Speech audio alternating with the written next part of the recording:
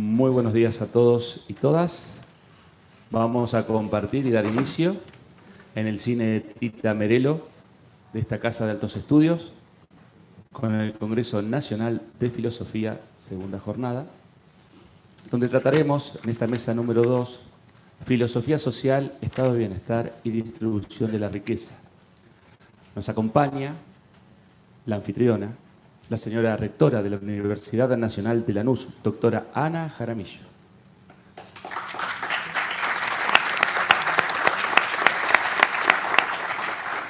Componen la mesa el Consejo Académico de la Universidad Metropolitana para la Educación y el Trabajo, el profesor, politólogo y magíster en Relaciones Internacionales, Germán Montenegro.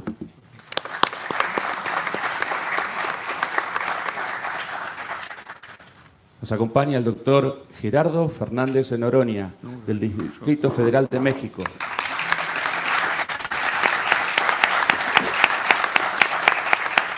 Y el relator, doctor Juan Carlos Geneiro.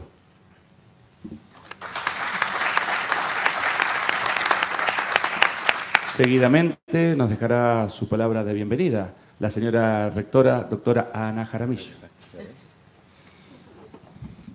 Bueno, yo no pensaba hablar, simplemente darle el obsequio que tenemos para acá, para nuestro no el relator, el presentador internacional, que ustedes saben que es el poema mayor de la Argentina, o Martín Fierro ilustrado, que lo puedes ver si quieres. Muy bien. Ilustrado por Luis Escafati. Mira, qué bonito.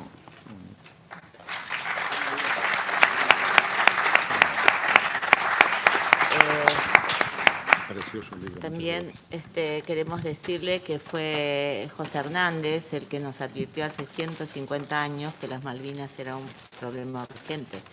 Y decía nuestro filósofo Croce que la verdadera historia es historia contemporánea. Vaya si es verdadera historia nuestras Islas Malvinas.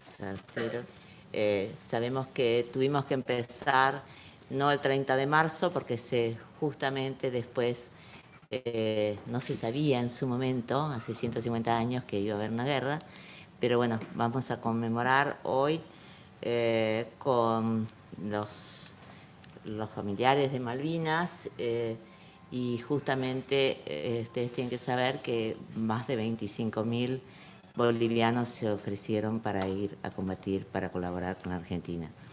Ante lo cual vamos a tener al vicepresidente, que es un académico también, y van a venir y ahora se sumó los familiares de Lara San Juan, o sea que vamos a tener también le van a hacer un regalo a García Linera, justamente porque América Latina nos acompañó desde varias partes, varios partidos, para justamente decir y sostener que no había soberanía nacional sin soberanía popular, o sea, sin democracia. Así que, Gerardo, acá estamos todos sentados, que estuvimos exiliados en México, ante lo cual nos decían efectivamente los Argenmex. Y tenemos muchos hijos que viven en México. Por ejemplo, el hijo de Geneiro vive en México y tiene mexicanito también. Y bueno, y ahí están muchos de los hijos nuestros viviendo. Gracias, y siempre le vamos a agradecer a México su solidaridad, no solo con los argentinos, con los uruguayos, con los bolivianos, con los chilenos. Íbamos llegando de a tandas por el famoso Plan Cóndor, de lo cual muchísimas gracias otra vez a México por su solidaridad, y tenemos, como digo, generaciones de Argenmex chiquitos. Alguna vez nos dijeron que los argentinos, como los republicanos españoles, que también estuvieron ahí en México, habíamos dejado algo en México, que no, sociólogos, psicólogos, etcétera, etcétera, y ellos nos dieron todo, pero dicen que nosotros también dejamos algo allá. Ante lo cual te invito a todos los mexicanos a ver un caballo que hizo un mexicano, y que todos los que escribimos allá, por ejemplo, o cantamos o hicimos discos, no con el caso mío, pero por ejemplo Naldo Labrín, dejaron ahí en ese caballo que se llama el caballo Argemex, que estuvo paseando por todo Buenos Aires, ahí estamos poniendo todos los libros, discos, obras que algunos argentinos dejamos allá en México. Así que muchísimas gracias por estar acá, y sabemos que ahora le dio una vuelta de tuerca al nuevo presidente, López Obrador, así que bueno, esperemos que todo salga bien y que nos hagan la propuesta que ustedes piensan sobre justamente la filosofía social. Muchísimas gracias. Muy bien.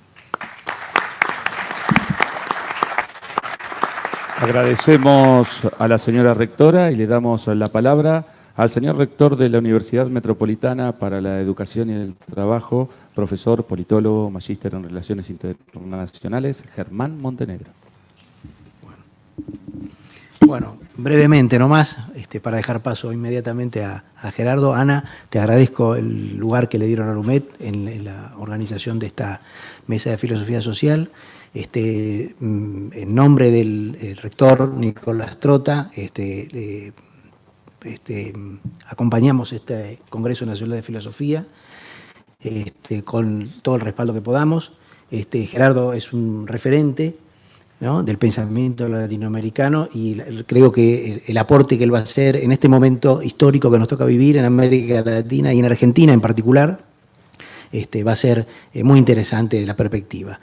Gracias, solamente es un agradecimiento institucional el que quiero hacer, y un reconocimiento, y dejar a Gerardo el público. Ahora sí, comenzará su disertación el presentador internacional, Gerardo Fernández de Noroña, político y sociólogo mexicano, antiguo miembro y fundador del Partido de la Revolución Democrática. Muchas gracias, muy buenos días. Primero, agradecer a la rectora Ana Jaramillo la invitación, esta distinción que yo considero inmerecida. Quiero agradecerle a mi hermanito Fernando Buenabad también su participación para que yo estuviera aquí presente con ustedes. Quiero aclarar, yo vengo de una familia humilde, una familia pobre en México, no sé lo que es el hambre, comía 3 veces al día, crecí con mi abuela materna y ella tenía diabetes, era una mujer extraordinaria, una india náhuatl que tenía 3º de primaria, insistió mucho en que yo fuera a la universidad y fui a la universidad, terminé, hice lo que tenía que hacer, pero no soy doctor, soy de apodo licenciado. Quise estudiar medicina, que es como le decimos en México a los que estudian medicina, decimos doctores, para curar a mi abuela, no hice eso, estudié sociología. Así es que hecha esa aclaración, yo soy un político mexicano, soy un luchador social y un político. No hablaré aquí de filosofía, aunque mi formación universitaria, yo me burlo, les digo que de cada 4 materias que llevábamos, 5 eran de marxismo y tengo una fuerte formación, por lo tanto, de análisis filosófica y formación histórica. Pero quiero hacer una referencia en un libro que además accidentalmente compré recientemente sobre Chomsky, sobre el anarquismo, donde él, citando a Schelling, dice que el principio y fin de toda filosofía es la libertad. Y establece además que el yo humano, su esencia es la libertad, y la suprema dignidad de ésta consiste precisamente en aportar todo por la libertad humana. Me parece que es un buen punto de partida plantear el tema de la libertad, más que el estado de bienestar y los satisfactores económicos. Claro, no puede haber libertad sin resolver la parte económica. Evidentemente se piensa diferente una vez que uno tiene resuelto lo fundamental, y para que haya libertad tenemos que lograr también una condición mínima de que nadie sufra por carencias económicas. En México, la Revolución de 1910 generó una transformación muy importante y estableció un estado de bienestar y una serie de derechos importantes de acceso a educación, a salud, a vivienda, a derechos laborales, a una mejoría sustantiva de las condiciones de vida, que una vez que fue avanzando el régimen de la Revolución se torció y se estableció en la década de los 80 lo que hoy se conoce como neoliberalismo, un capitalismo feroz y rapaz que liquidó absolutamente todos los derechos y garantías, y que aquí yo haría un primer paréntesis, porque en mis diversas participaciones en muchos espacios latinoamericanos, donde, como aquí lo comentaba la rectora Jaramillo, México ha sido referencia, país de asilo, ha sido, es y seguirá siendo tierra de asilo, siempre abierta a nuestros hermanos y hermanas. Mucha gente me decía, pero ¿qué pasa en México? ¿Cómo es posible que estén viviendo ese atraso bárbaro y que el pueblo no reaccione? No, nosotros reaccionamos desde hace mucho tiempo. De hecho, en 1988, que es el punto de quiebre, yo creo que los regímenes neoliberales empezaron en México en 1982, pero en 88 con Carlos Salinas de Gortari fue en realidad la ofensiva más feroz inicial del neoliberalismo, desmantelando toda la planta productiva del campo y la ciudad, rematando todo el patrimonio nacional. En México han vendido puertos, aeropuertos, carreteras, playas, minerales, agua, petróleo, telecomunicaciones, banca, todo, hasta el aire se produce con electricidad con el aire, y hay zonas de viento muy fuerte en México que han sido entregadas a las transnacionales extranjeras del ramo correspondiente. Y en 1988, que empieza esa ofensiva feroz, el pueblo de México optó electoralmente por una posición política nacionalista patriota que encabezaba el entonces candidato a la presidencia, Cuauhtémoc Cárdenas Solórzano. Vivimos un fraude electoral muy fuerte en 1988 y le impuso este gobierno neoliberal que terminó en 1994 con un número muy grande de muertos en México por luchar simplemente por el respeto del voto, y que culminó económicamente con la instalación del Tratado de Libre Comercio, que sus propagandistas dicen que nos ha sido muy benéfico, pero que es absolutamente falso, porque esta fue la piedra de toque para anclar de manera dependiente nuestra economía a la economía estadounidense. El 90% del comercio de México es con Estados Unidos, y que desarticuló la planta productiva del campo y la ciudad, a tal grado que en la actualidad, por poner algunos ejemplos puntuales, el maíz es la base de nuestra alimentación. 60% del maíz que consumimos se importa de los Estados Unidos, y 90% de la gasolina que consumimos, siendo un país petrolero, la importamos de Estados Unidos. Llegamos al absurdo al inicio de este gobierno, no por decisiones nuestras, sino por toda la inercia, de que inclusive siendo un país petrolero, empezamos a importar crudo de los Estados Unidos, el colmo del absurdo. Entonces, nuestra dependencia con Estados Unidos se fortaleció a raíz de todas estas políticas económicas neoliberales en 1988, que tuvo un primer ajuste muy fuerte en 94 con el Tratado de Libre Comercio. Nosotros fuimos viviendo entonces todo lo que este proceso económico implica, la liquidación de los derechos de los trabajadores y trabajadoras. En México se ha hecho legal lo que se le llama la tercerización. En México se conoce por el anglicismo de outsourcing. Yo, a los que no saben inglés, yo incluido, les digo que outsourcing quiere decir te vamos a joder, porque se trata de que la gente no tenga aguinaldo, no tenga pensión, no tenga jubilación, no tenga vacaciones, no tenga permanencia en el empleo, no tenga derecho absolutamente a nada, a nada. Pues es vigente todavía, o sea, el outsourcing sigue siendo legal a este momento en México. Nosotros en la Cámara tenemos el compromiso de que antes de que termine el periodo de abril hagamos una reforma laboral que regrese a mediados del siglo XX a restablecer los derechos de los trabajadores. O sea, nuestro avance es volver la vista atrás a lo que eran garantías fundamentales del Estado surgido de la Revolución Mexicana. Entonces, ha sido una ofensiva feroz. Hace más de 30 años que no se construye vivienda para los trabajadores en nuestro país. Se fueron haciendo créditos bancarios, cada vez más los créditos para vivienda de los trabajadores. Se privatizaron las carteras vencidas de los organismos que supuestamente era para trabajadores del país. Se fueron ahogando las instituciones de seguridad social. Al desaparecer los derechos laborales, la base de trabajadores con acceso a seguridad social y cotizando en la seguridad social se fue reduciendo. Se privatizaron los regímenes de pensiones, se entregó a la banca. Mientras existieron regímenes solidarios, tú te pensionabas con el 75% de tu sueldo promedio de los últimos 5 años. Con las cuentas individuales que vendieron, que era lo mejor, que cada quien tuviera su cuenta bancaria, que era no subsidiabas a nadie, la gente aspira máximo al 25% del salario de los últimos 5 años. Por si esto no fuera suficiente, las comisiones son absolutamente leoninas y terminas, yo les digo que cuando en México te dicen, por ejemplo, vas a ganar 100 pesos, haces cuentas y dices, bueno, sí, la libro más o menos, y luego llega tu pago y, cabrón, ¿qué pasó aquí? 30% de impuestos sobre el producto de la renta, de descuento, la cuota del seguro social. Oiga, ¿y esto que me quitaron de qué es? ¿Es el ahorro? No, es que yo no ahorro. No, sí, cabrón, usted ahorra. O sea, y llegas al final de tu vida y el ahorro desapareció. O sea, si tienes 300,000 pesos, te dan 100,000 la banca, tienes que litigar los otros 200,000, el abogado se lleva el 30%. O sea, ha sido una ofensiva verdaderamente monstruosa sobre nuestro pueblo, a tal grado que cito 2 ejemplos extremos. En México, 16 mexicanos concentran 143,000 millones de dólares. Lo voy a repetir. 16 mexicanos concentran 143,000 millones de dólares.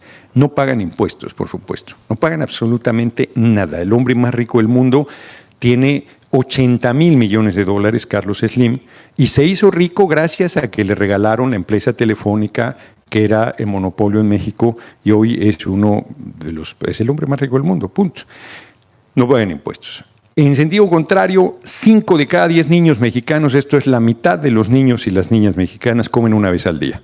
Y si son indígenas, 8 de cada 10 comen una vez al día. O sea, la desigualdad ha sido verdaderamente monstruosa.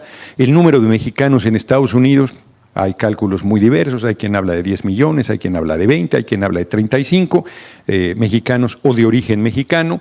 El tema es que hay siempre una sangría permanente frente a la ausencia de posibilidades de desarrollo en tu propia patria. Cuando digo posibilidades de desarrollo, simplemente de empleo. O sea, la gente hoy pide empleo como si estuviera mendigando. Ahora resulta que te exploten y te saquen hasta la última gota de sangre es algo que tienes que solicitar como si fuera una gracia, cuando se han ido cancelando las posibilidades de desarrollo para la mayoría de la población.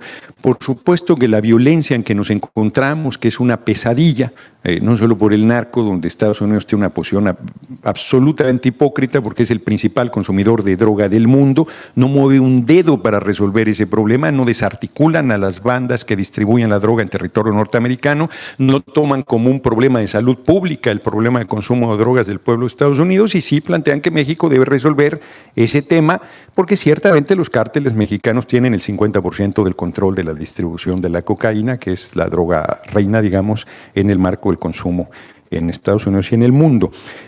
Pero nosotros consideramos que Estados Unidos tendría que hacer su parte para que nosotros hiciéramos la nuestra. Yo sostengo, hago una pequeña digresión, que el dinero surgido del narco hoy es fundamental para la reproducción del ciclo del capital y que por eso no mueven un dedo sobre este tema. Cierro el paréntesis y vuelvo entonces a la situación. Nosotros llegamos, por lo tanto, en 2018 a una situación de los jóvenes. La UNAM, que es la máxima casa de estudios en México, rechaza a 9 de cada 10 jóvenes que solicitan su ingreso con el pretexto de que no pasan el examen, pero en realidad es un mecanismo perverso para decir que no pasaron, pero para negarle la educación universitaria al pueblo, pública, laica, gratuita y de excelencia. El Politécnico, que es la otra gran casa de estudios nacional, rechaza a 6 de cada 9 jóvenes. Y esos jóvenes que no ingresan a la universidad van a buscar trabajo y tampoco encuentran empleo. Y entonces han engrosado las filas o de los migrantes o del narco o del ejército o de los grupos delictivos, generando una situación de pesadilla y de violencia verdaderamente grave en nuestro país. En términos generales, nosotros llegamos al 1 de julio de 2018 con todas estas condiciones y con el hoy compañero presidente López Obrador, que es un tipo verdaderamente excepcional, es un patriota, es un hombre muy capaz y con una tenacidad impresionante, la demuestro en una sola reflexión. En 2006 ganamos la presidencia de la República. Ahí nos impusieron a un hombre que se llama Felipe del Sagrado Corazón de Jesús Calderón Hinojosa.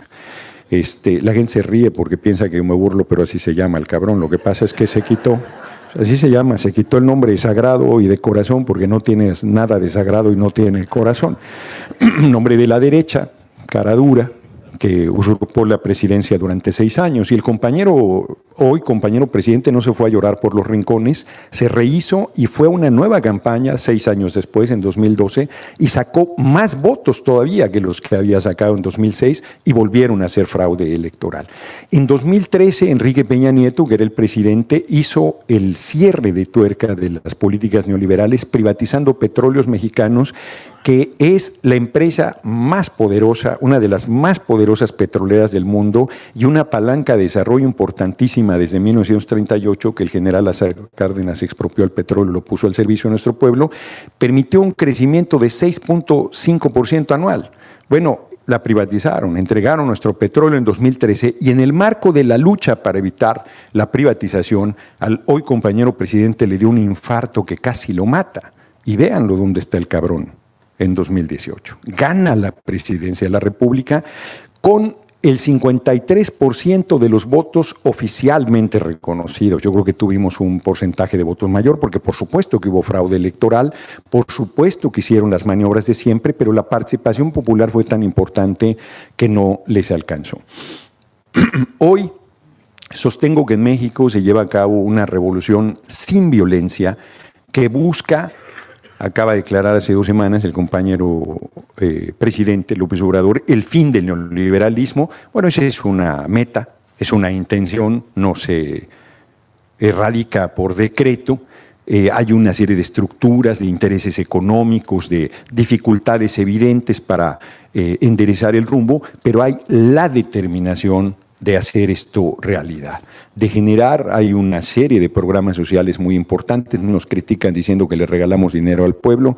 Nosotros no regalamos nada, es dinero del pueblo que regresa al pueblo, y además la mayor parte de ellos no son programas sociales asistenciales, sino son a cambio de o estudio o trabajo de los jóvenes. Por ejemplo, el único programa de entrega de dinero efectivamente a cambio aparentemente de nada es para los adultos mayores, que se les está dando 2.500 pesos bimestrales, que es lo equivalente como a $100. Es una cantidad muy modesta. La mayoría de adultos mayores en México no tiene una pensión y entonces es tan poquito, pero a la vez es agua fresca frente al nivel de deterioro tan grande que ha habido de la situación económica de la población en nuestro país. De ahí en fuera los otros programas son a cambio, insisto, de trabajo o de estudio. Bueno, se está haciendo esa política social buscando empezar a equilibrar otra vez las cosas, a erradicar la pobreza, atendiendo las causas estructurales. Yo estoy convencido que debemos recuperar todo lo que es del pueblo: puertos, aeropuertos, carreteras, playas, minerales, agua, ferrocarriles, petróleo, telecomunicaciones, banca, todo, y ponerlo al servicio de nuestro pueblo. Eso va a implicar dificultades fuertes.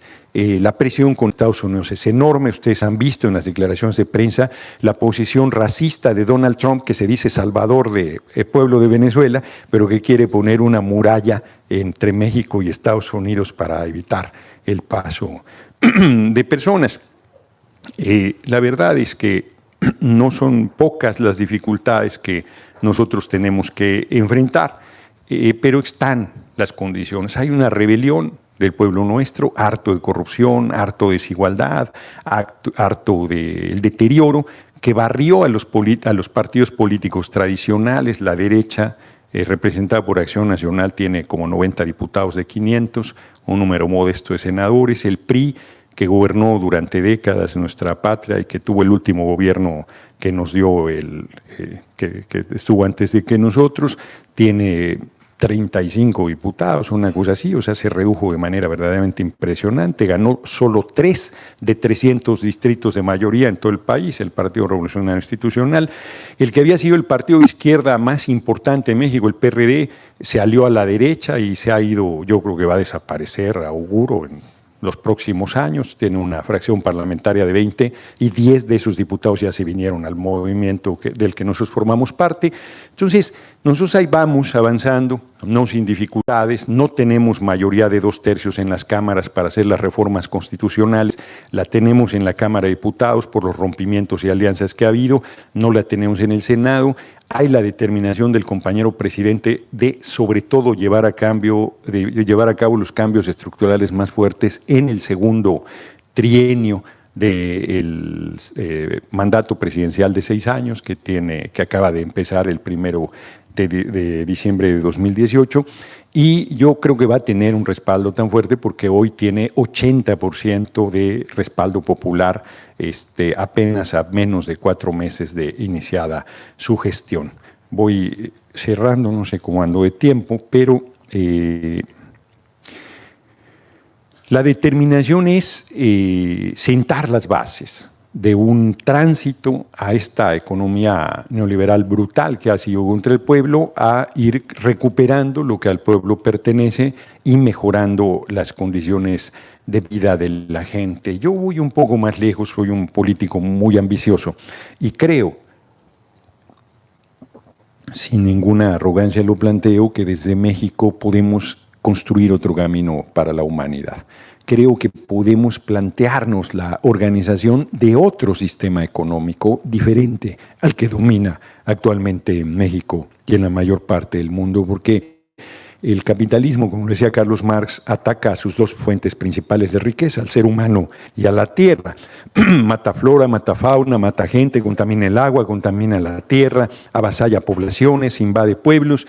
Yo creo que ese camino suicida no puede seguir siendo el que domine la lógica del mundo, y que nosotros podemos encontrar una forma de organización económica donde el ser humano no viva explotando al ser humano y nadie viva a costillas del otro, sino que todo mundo suelte su potencial, suelte su talento, tenga condiciones de equidad para desarrollar sus fuerzas y pueda construir una sociedad diferente donde hagamos realidad lo que decía un gran revolucionario mexicano que se llamó Ricardo Flores Magón, que murió en una cárcel de Estados Unidos un día antes de ser liberado en los años 20. Él sostenía que el pueblo tiene derecho a vivir y a ser feliz. Y nosotros eso se tiene que materializar en que no haya ni un niño ni una niña trabajando en las calles de nuestra patria, que todos vayan a la escuela. Cuando yo digo esto y hay niños en las pláticas, se me quedan viendo así como yo que te dice, cabrón. La educación tiene que ser una educación libertaria, lo digo así, que fortalezca la independencia, el criterio, la opinión, el pensamiento, la personalidad del niño y la niña, que les den de desayunar, de comer, de almorzar. En las escuelas públicas, pues si tienen hambre, pues no les entra la O por lo redondo, o sea, no una galletita y una lechita pedorra, sino desayunar bien para que estén. Yo sé que acá se desayuna ligero, pero en México no, en México se desayuna bien, con huevo, chilaquilitos, jugo, fruta, le entra uno con singular alegría al inicio de la jornada. Entonces, pues así debe ser, los niños bien alimentados, que ningún joven sea rechazado de las universidades públicas, que todo mundo tenga un techo. Acabo de estar en Estados Unidos, la economía todavía hoy, ya a punto de ser desplazado por China, pero todavía hoy la economía más poderosa del mundo, gente viviendo en la calle. O sea, ¿qué tipo de humanidad es esa? Que porque la gente esté viviendo en la calle es monstruoso, es inaceptable, es incorrecto. Yo soy ateo. No creo en nada, creo que cuando me muera me chupará la bruja y se acabó. Pero los creyentes sostienen que una visión diferente que no se materializa en nuestras sociedades. O sea, yo creo que hay que darle la mano al hermano, que hay que darle la mano a la hermana, que hay que ayudar al necesitado, que tenemos que generar condiciones, no de caridad, de solidaridad y de construcción de una sociedad donde nadie sufra por carencias económicas, y eso lo tenemos que hacer realidad en México y en todos lados. O sea, que todo mundo coma 3 veces al día, que todo mundo tenga techo, que haya libertad y justicia, y como decía mi abuela, lo que sobre para pulque es lo mínimo. El pulque es una bebida alcohólica muy popular de principios del siglo XX en México, es lo que tenemos que lograr, mínimo, la base mínima para que todo el mundo pueda desarrollar sus potenciales. Y cierro.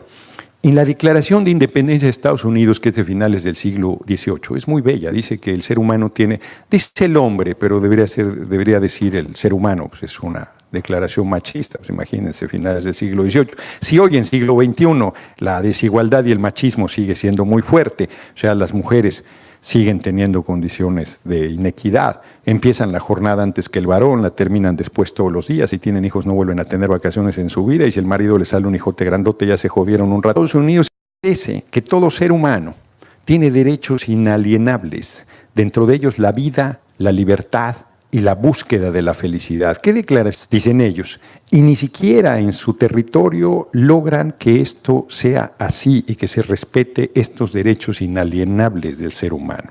Entonces tenemos que poner la libertad, por ahí empecé y por ahí termino, en el centro de todo. Es cierto que le da al ser humano y lo condena a la miseria, al hambre y a sufrimientos inenarrables e permanentes durante toda su vida. Nosotros tenemos que lograr la liberación del ser humano y tenemos que desarrollar los potenciales de todo mundo, reducir por lo menos de entrada la jornada de trabajo. Hay gente que me dice, ¿y qué voy a hacer el de más tiempo si reduces a la mitad la jornada del trabajo? Vivir, ver el amanecer, el atardecer, leer un libro, ir al cine, hacer el amor, se lo recomiendo ampliamente, tantas cosas buenas que tiene la vida, que se pueden disfrutar. A mí me parece que nosotros tenemos que lograr esas condiciones y la felicidad no es algo abstracto. Cada quien construye su propio camino y para ello tenemos que hacer que nadie sufra por carencias económicas y que todo el mundo pueda desarrollar sus potenciales. La expectativa sobre nuestro gobierno es enorme y la expectativa, digo yo sin exagerar, de los pueblos del mundo sobre lo que hará nuestro pueblo en pleno siglo XXI también es muy grande. No vamos a defraudar esas expectativas porque estamos convencidos de la importancia del proceso de transformación que estamos realizando, estamos convencidos de la necesidad y la obligación que tenemos de servir al pueblo con toda firmeza. Y cierro con una anécdota. El 1 de diciembre, que el compañero presidente fue a tomar protesta al Congreso, nos contó una anécdota que iba hacia la Cámara y lo alcanzó un joven en bicicleta y le dijo, usted no tiene derecho de fallar. Y el compañero presidente en su discurso dijo, ese joven tiene razón, yo no tengo derecho de fallar. Qué fuerte compromiso para un ser humano en un país de 120 millones de habitantes, porque es una expectativa enorme, pero cierra la tuerca en el acto que tiene en el Zócalo por la tarde multitudinario, sin exagerar, millones de personas en la plancha del Zócalo y sus alrededores, y en un momento de su discurso el compañero presidente dice, refiriéndose al pueblo, sin ustedes soy nada o casi nada, no me abandonen porque la oligarquía me haría pedazos sin su participación. Es así, la fuerza del pueblo es lo fundamental, es lo más importante que existe, y sin la fuerza del pueblo no hay nada. No hay absolutamente nada. Yo me atrevería, con respeto y con cariño, a decirles que retomen nuestra experiencia en el proceso electoral venidero. Para nosotros la unidad fue muy importante. Nosotros hicimos la unidad, primero ciertamente de la izquierda, y luego de muchas fuerzas. O sea, nuestra revolución, como toda revolución, yo antes pensaba ingenuamente que en una revolución solo había gente de izquierda, y no, la revolución va desde la derecha hasta la izquierda, todo el abanico ahí se representa, luego hay una disputa por el rumbo que la revolución deba tomar. México no es la excepción, pero sí hizo una muy amplia coalición, no de partidos de derecha, sino, miren, pongo un ejemplo, el que fue el dirigente del Partido Acción Nacional en el fraude que nos hicieron en 2006, fue candidato a senador nuestro. Hoy es director del Instituto Mexicano del Seguro Social. Y la fuerza del converso, a mí me dijo, Germán Martínez se llama, me dijo, voy a presentar una iniciativa para que todas las parejas del mismo sexo tengan acceso a la seguridad social mexicana, que no la tenían, y fue la primera iniciativa que presentó, viniendo de la derecha, solo por citar un ejemplo. Entonces hizo una unidad muy fuerte, sin sectarismos, no exenta de dificultades, no exenta de que hay algunos que dan dos maromas y caen de pie, en espectros a los que no habían pertenecido, pero nos parece que la necesidad de liberar a nuestros pueblos de estos gobiernos canallas, de estos gobiernos vendepatrias, de estos gobiernos miserables, de estos gobiernos pues incalificables como ha sido el Macri, que ha sido una verdadera pesadilla para el pueblo argentino, pues tienen que ser removidos con la altura de miras de los dirigentes políticos de cada pueblo, que dejen de ver sus intereses legítimos y se planteen la transformación con las alianzas y la suma de fuerzas necesarias para articular el poderoso movimiento del pueblo. Yo termino volviendo a agradecer, de verdad me siento muy honrado de que me hayan invitado a platicar aquí con ustedes, agradecer muchísimo el interés de la asistencia a esta plática, insistir en mi agradecimiento a Germán, que ha sido muy gentil conmigo, es que venga a Argentina un hombre o mujer comprometido con el pueblo, presida el gobierno de este país.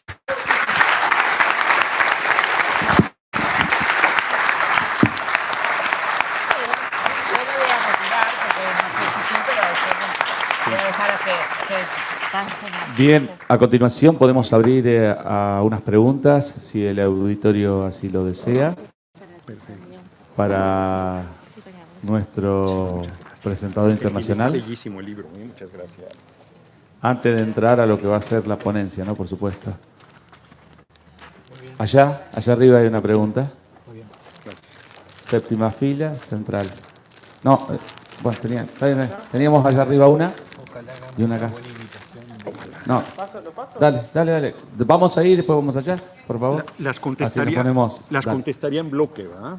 Sí. O una por una. No, como en bloque, ¿no? En bloque. Preguntamos. Si ustedes están de acuerdo, las contestaría en bloque para no alargar y no hacer reiterativo. Mismo, correcto.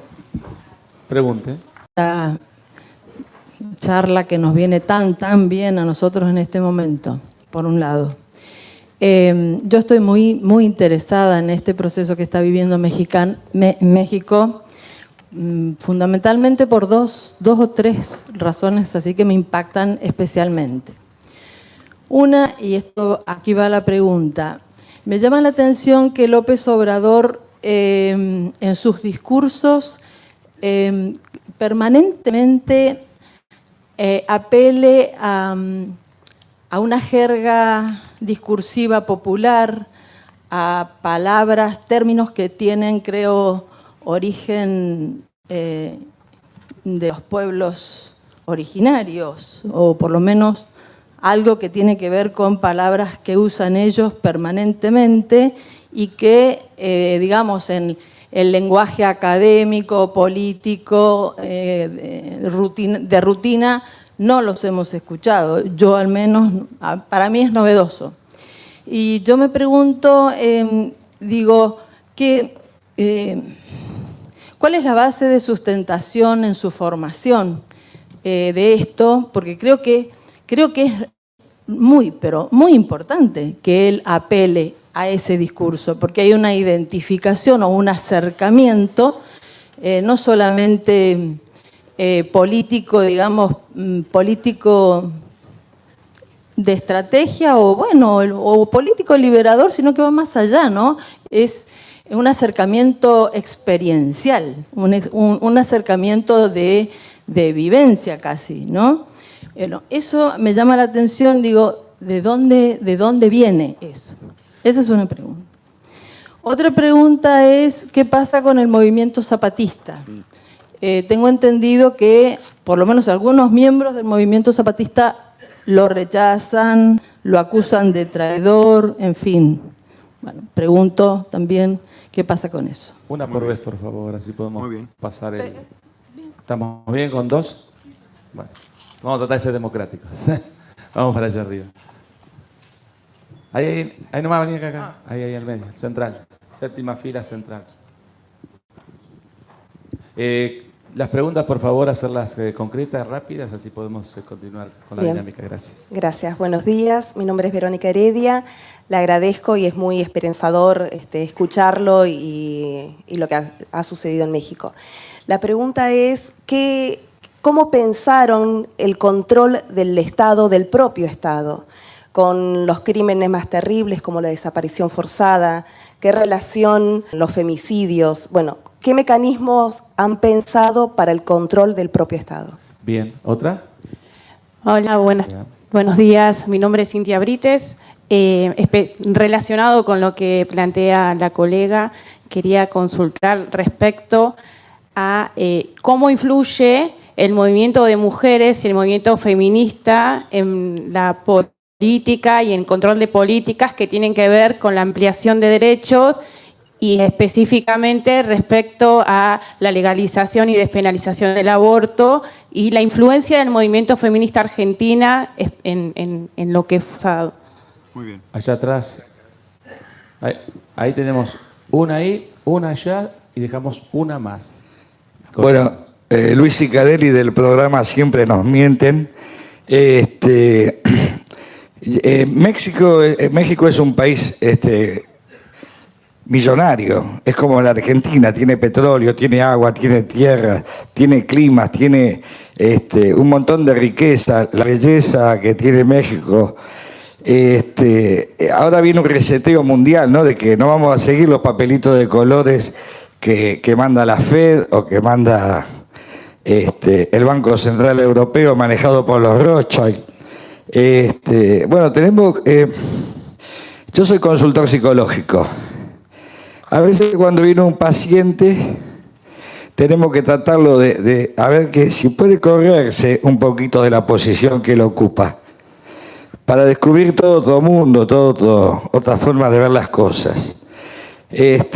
México es un país millonario que en donde dejen de desangrarlo como sangraron a la Argentina o a cualquier país, se convierte en potencia, pero no diciendo así, hablando sin sostenimiento de la idea.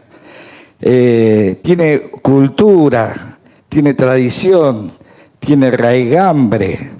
Es como la Argentina, somos diferentes, pero tenemos todo un país. Yo siempre abogo que nosotros tenemos que volver a nuestro país y a nuestra nación. Y nuestra arriba hasta Florida, hasta Texas, hasta California. Esa es la nación que nosotros tenemos que sostener. Los libertadores, yo tengo unas ideas diferentes de los libertadores. Pero realmente está para ponerse en potencia y para hacer como fue en una época que nos íbamos allá a vivir porque nos perseguían, a volver a ser un líder en el mundo. Bien, vamos allá arriba. Precisos, por favor, con la pregunta. Gracias. Muchas gracias. Soy Sebastián Salgado, de la Universidad Nacional de La Plata. En el caso mexicano, en la historia no nos han mostrado enjuiciamientos a presidentes, ni siquiera en el caso de Díaz Ordaz con la masacre de Tlatelolco. Quería saber qué puede pasar con el expresidente Enrique Peña Nieto con situaciones como la desaparición de los 43 de Ayotzinapa y otros casos. Muy bien. Y acá tenemos una, la última. Yo te voy a hacer una pregunta. Muy bien. Gerardo, ¿cuál es la perspectiva que ves con relación a las relaciones con los Estados Unidos? Digo porque el curso de acción que está siguiendo el gobierno de México es disruptivo en algunos aspectos con la política general de los Estados Unidos. Sin embargo, México tiene un nivel de interrelación fenomenal con esa nación. Entonces digo, ¿qué perspectiva, cómo lo ves, qué línea seguirá, conflictiva o cooperativa? Bueno, ¿cuál es tu perspectiva al respecto? Bien, y la última, allá en aquel sector que hay 4 damas, 5, ¿veo? Allá. ¿Levante la mano? ¿No levantaron la mano ahí? ¿No? Bueno, listo. Muy bien, entonces... Sí, ahí está, ¿no? Ah, bien, ahí te estoy llevando el micrófono. Nadie me atendía. Está bien que no soy la mesa, por favor, pero estoy tratando de moderar las preguntas. Además, con semejantes ponentes, No, yo quería saber cuál era la impresión en México sobre las últimas elecciones en Estados Unidos en 2018, donde fueron elegidas una serie de mujeres al Congreso de los Estados Unidos, entre los que se cuenta una musulmana, una puertorriqueña, Alejandra Ocasio-Cortez, que están formando todo un grupo de lo que llaman los millennials, demócratas socialistas. ¿Y qué se opina en México de las posibilidades de ese grupo y de que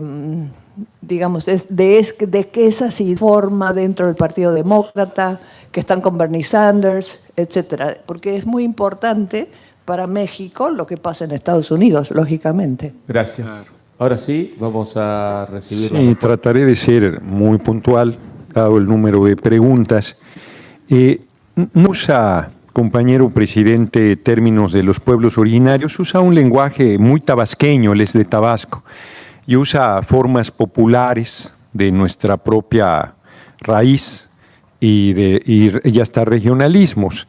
Y bueno, pues la gente le entiende muy bien. Al pueblo de México le gusta mucho la mordacidad y la socarronería con que a veces enfrenta los temas, pero además hace una cosa adicional muy importante que muchos de los dirigentes fuertes de Latinoamérica han hecho, que es recuperar nuestra historia, traer esta polémica que ha abierto, por ejemplo, sobre la petición de que se nos ofrezca una disculpa a la monarquía española y la Iglesia Católica, y que generó un debate que inclusive aquí Vargas Llosa, que es un espléndido escritor y un pésimo político, vino a responder necedades a nuestro compañero presidente.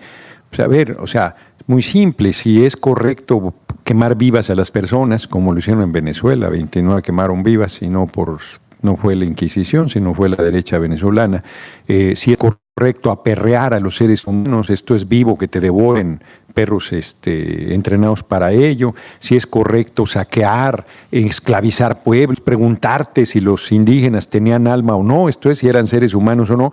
Si no hay un reconocimiento de que esas cosas son incorrectas, hoy en pleno siglo XXI, pues seguirán repitiéndose. Entonces él plantea estas cosas como formas de reflexión política en sus conferencias de prensa, más de todos los días a las 7 de la mañana, que yo no sé cómo le hace. Aquí son 3 horas de diferencia. Cuando aquí son las 8 de la mañana, allá en México son las 5. A mí aquí me suena el despertador y lo primero que pienso es en seguir durmiendo. Y el compañero presidente a las 6 de la mañana ya está en su oficina atendiendo los temas de seguridad, y a las 7 de la mañana ya está toreando a los periodistas todos los días. Bueno, no todos los días, de lunes a viernes, pues imagínense. Y hay quien dice, va a aguantar, claro que va a aguantar, es una máquina trabajando, tiene una capacidad de trabajo impresionante, tiene muchas virtudes, tiene también sus defectos, pues es un ser humano, pero es un liderazgo excepcional. Su formación, él es egresado de la UNAM, de Ciencias Políticas de la UNAM, y es un hombre muy conocedor de nuestra historia, presume, sin presunción, de haber leído la biografía de todos los presidentes que ha tenido nuestro país y de conocer bien la situación. Es un gran admirador de ahora que fue el presidente de la monarquía española a presionarnos para que reconociéramos a Guaidó, le digo yo, el títere del imperio norteamericano en Venezuela, el compañero presidente le respondió con una altura de miras diciendo, mire, para nosotros es hasta de historia. En el siglo XIX mexicanos fueron a Europa a traer un príncipe extranjero que gobernó México más de 2 años y medio, y desconocieron un presidente que tenía de nombre nada menos y nada más que Benito Juárez García. Y cuando derrotamos esa intervención extranjera, el primer discurso que hizo Benito Juárez fue: entre los individuos como entre las naciones, el respeto al derecho ajeno es la paz. Nos viene de historia, dijo, nosotros tenemos que respetar la soberanía y la autodeterminación de los pueblos. Entonces es un hombre con una fuerte formación política e histórica de nuestra patria. ¿Qué pasa con el movimiento zapatista? Yo le tengo mucho respeto y cariño a los zapatistas. Ellos abrieron la conciencia de manera muy importante en 94 con el levantamiento armado, generaron el precedente de las reuniones antiglobalización, de los foros sociales mundiales que después se desarrollaron en Porto Alegre. Los primeros encuentros de ese tipo fueron los intergalácticos que se hacían en Chiapas. Han jugado un papel muy importante, pero yo no comparto la posición que tienen de decir que somos lo mismo que el PRI y el PAN. O sea, es el colmo de la caricaturización. De cualquier manera, yo creo que para pelearse se necesitan dos, y que nosotros no nos vamos a pelear con los zapatistas. No es nuevo, en 2006 estuvieron en contra nuestra, en 2012 estuvieron en contra nuestra, en 2018 inclusive buscaron, intentaron presentar una candidatura propia, legítima, de María de Jesús. Nos reclamaban que por qué no les habíamos ayudado a juntar firmas. Pues son muy difíciles en ese sentido. Si nosotros les hubiéramos ayudado a juntar firmas, nos hubieran dicho, ¿y quién chingado se los pidió? Y si no les ayudamos, nos reclaman que no les ayudemos. Estamos, como decimos en México, con ellos como el cuetero. Si truena malo y si no truena también. Entonces, ahí es una relación complicada. Yo creo que ellos están entrampados, no nosotros. Nosotros vamos a demostrar nuestro compromiso con el pueblo de México y nuestra verdadera determinación de cambiar las cosas de fondo en el país. Sobre Mónica Heredia, que pregunta, sí, claro, nosotros tenemos problemas fortísimos. Sigue sin aclararse la desaparición forzada de los 43 normalistas de Ayotzinapa, pero no solo eso. El número de feminicidios se ha incrementado en México de manera terrible. O sea, no solo es la desigualdad entre hombres y mujeres, sino esta violencia bárbara de los asesinatos con niveles de fiereza verdaderamente brutales. Tenemos otra cara de la moneda también, un movimiento feminista muy fuerte, muy poderoso, que acaba, a mí me parece, de cometer un error fuerte al señalar a un músico mexicano de apellido Vega Gil, de un grupo de rock de los 80s, Boteta Jerez se llamaba, lo acusó de haber acosado a una niña de 13 años anónimamente, y el tipo acabó suicidándose por la campaña brutal que le hicieron. Era, por un lado, la necesidad de tener controles, de ver que el Estado se comporte de manera adecuada. El ejército va a estar 5 años más en las calles en México atendiendo los problemas de seguridad, pero está todo el asunto de programas sociales encaminado a atender la desigualdad. Nosotros no somos represores, no lo vamos a hacer nunca.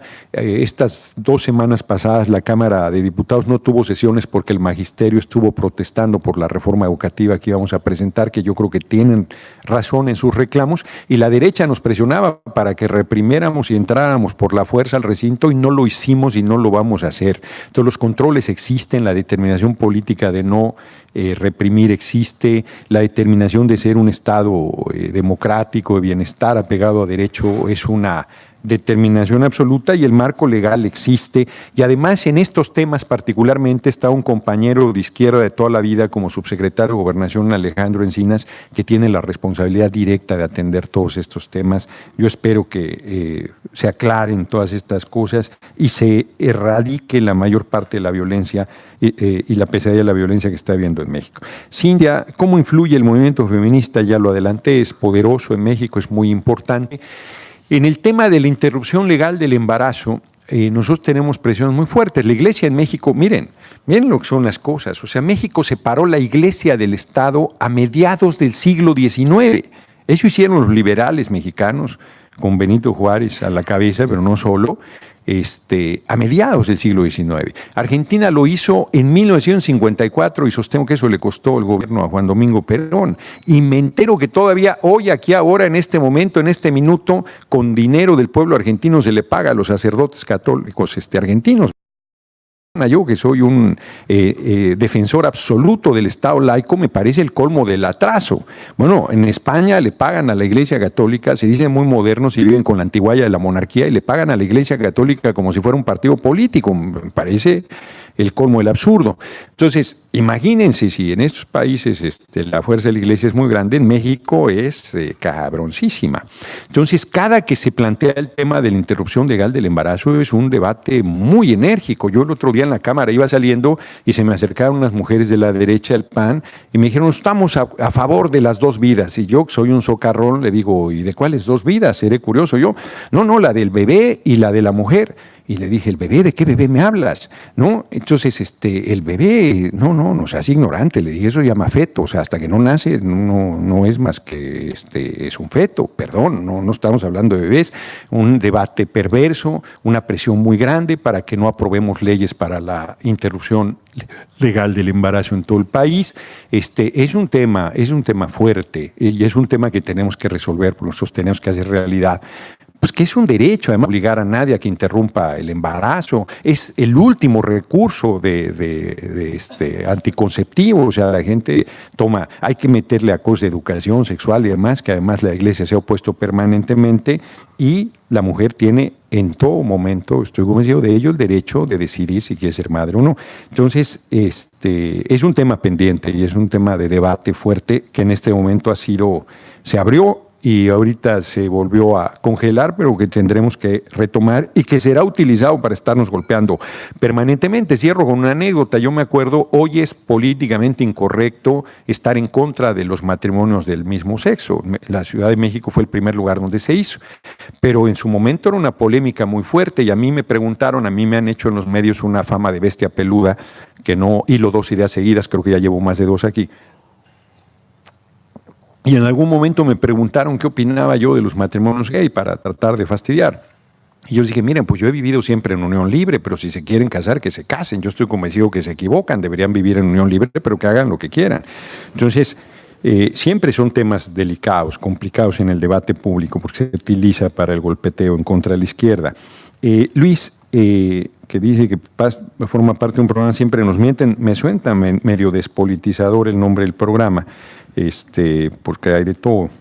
Hay una política perversa de acusar a los políticos de todos los males de los países cuando es el sistema económico. O sea, hablan de la corrupción de los políticos, pero no hablan de los empresarios. Yo ya dije, en México hay 16 que concentran 143,000 millones de dólares, y si yo les digo que Peña Nieto tenía una casa de 8 millones de dólares, el auditorio se enciende, quieren ir a quemar la casa, se ponen furibundos, pero si yo les digo que Carlos Slim tiene 80,000 millones de dólares y que pudiera tener 10,000 casas de 8 millones de dólares y que le llevaría 30 años de su vida a dormir en una de esas casas blancas, la gente ni se inmuta, le parece de lo más normal, como ver llover. Yo creo que hay que avanzar en erradicar esa despolitización. Efectivamente, México es un país rico con un pueblo pobre, eso lo vamos a modificar, porque además cuando nuestros países son ricos les cae la calamidad. Venezuela es un país rico, ha hecho un esfuerzo grande de redistribución de la riqueza y Estados Unidos se quiere apropiar de todo, le vende todos los días, creo que 2 millones o 1,5 millones de barriles de petróleo crudo al día, y Estados Unidos no lo quiere vendido, lo quiere, como decía mi abuela, dado y arreempujado. No, así no se puede. O sea, cada que nos cae una bendición se nos convierte en una maldición y nosotros tenemos que modificar esa situación. Y yo desde aquí planteo que México solo se convertirá en una de las 5 principales potencias económicas del mundo. México solo, bien manejado, con seriedad, con compromiso con el pueblo. Y si volteamos hacia la patria grande, que también comparto, hacia América Latina, hombre, no nos para nadie. Y eso quiere decir que seamos una potencia económica, no quiere decir que vamos a andar invadiendo países y atropellando pueblos, sino que vamos a trabajar para que nuestros pueblos, como lo decía Ricardo Flores Magón, ya lo dije, tengan derecho a vivir y a ser felices. Sebastián, el juicio a expresidentes, el 21 de marzo, que acaba de pasar, que es el natalicio de Benito Juárez, se iba a hacer en México una consulta preguntándole al pueblo si estaba de acuerdo que se llevara a juicio a los 5 últimos expresidentes, desde Carlos Salinas hasta Enrique Peña Nieto, pasando por Felipe el Sagrado Corazón de Jesús Calderón Hinojosa. Se suspendió porque acabamos de aprobar en la Cámara 2 reformas constitucionales importantes.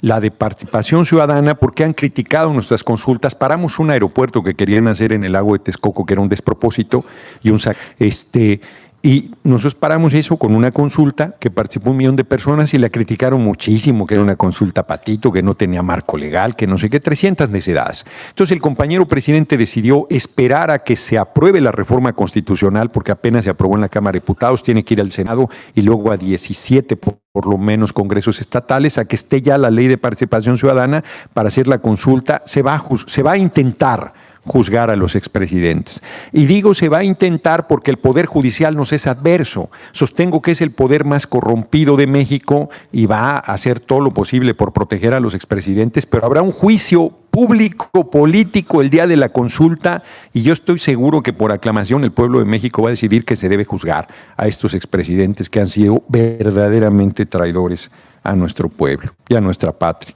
La perspectiva en las relaciones con Estados Unidos. Bueno, nosotros esperamos que el pueblo de Estados Unidos razone y no reelija a Donald Trump. El próximo año creo que es la elección. La tiene nada fácil.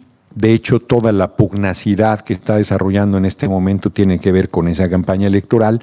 Y el compañero presidente ha decidido ser muy socarrón en la relación. O sea, ahí anda toreando las provocaciones permanentes que Donald Trump plantea.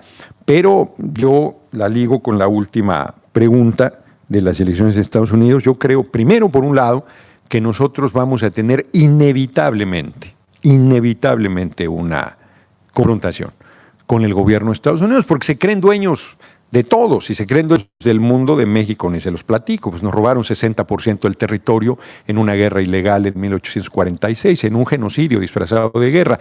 Entonces, Yo estuve en la Torre Trump cuando era presidente electo Trump, unos días antes de que tomara protesta. Ahí la pueden ver, no presumo. Está en una nota buenísima del Washington Post, donde fui con un mapa de México en 1830 y le dije, sí hacemos el muro, pero lo hacemos con el mapa de México en 1830. Nos regresan Texas, Nuevo México, Arizona, California, parte de Utah, parte de Colorado, y entonces hasta pagamos el pinche muro, ¿cómo no? Entonces va a ser una relación pues siempre difícil, es un vecino siempre difícil. Yo no le tengo, la última pregunta, no le tengo ninguna esperanza al Partido Demócrata. Yo creo que no tienen remedio. Yo creo que no van a dejar pasar a Bernie Sanders.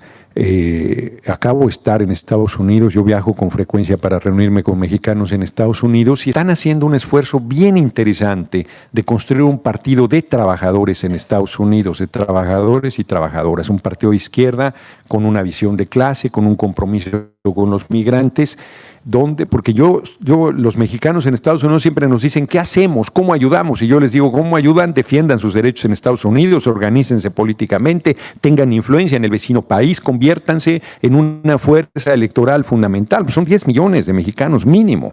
Entonces es muy importante. Claro, los traen jodidos a una parte grande de ellos, no les dan ni una pinche licencia, los persiguen como si fueran delincuentes. Hace más de 30 años que no se hace una reforma migratoria masiva en Estados Unidos. La última la hizo Ronald Reagan, no lo hicieron las demócratas, por cierto. Obama expulsó a 3 millones de migrantes. Es el negro más blanco que conozco yo. O sea, llegó con una expectativa enorme y fue un hijo de la joroba, forrado de lo mismo. O sea, yo no les creo ni el bendito, la verdad. No les confío ni un costal de alacranes, como decimos en México. Y me parece que quienes llegan, ojalá no pase con estos dos casos de mujeres musulmana y puertorriqueña, nos ha pasado con gente de origen mexicano. Hubo un alcalde de Los Ángeles de origen mexicano y fue igual de culebra que todos los anglosajones, porque luego les entra la furia del converso.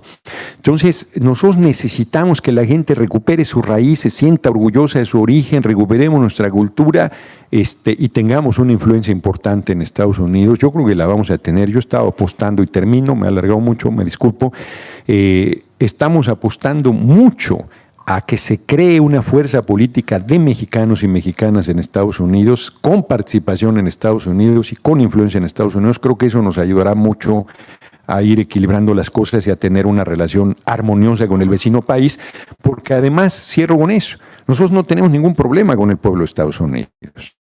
Nosotros es un pueblo hermano. No, con quien tenemos problemas son con sus gobiernos, que son verdaderamente atrabiliarios y brutales en contra nuestra, racistas además, terribles. Entonces, pues creo que contesté todas. Si algo se me quedó en el tintero, me disculpo. Reitero mi agradecimiento y mi enorme contento, porque además Buenos Aires a mí me gusta mucho, es una fiesta, es muy bonito, para mí es muy agradable siempre venir acá. Muchos de ustedes o algunos de ustedes tienen la experiencia de haber vivido en México. Yo no tengo la experiencia de haber vivido en Argentina, pero tengo siempre aprecio y cariño. Espero que no me manden de embajador hasta que ya sea muy viejito, porque eso quiere decir que ya valí madre en México, ¿no? Pero si alguna vez me mandaran fuera, pues sí me gustaría mucho que me mandaran por acá. Les mando un abrazo y les agradezco mucho su atención.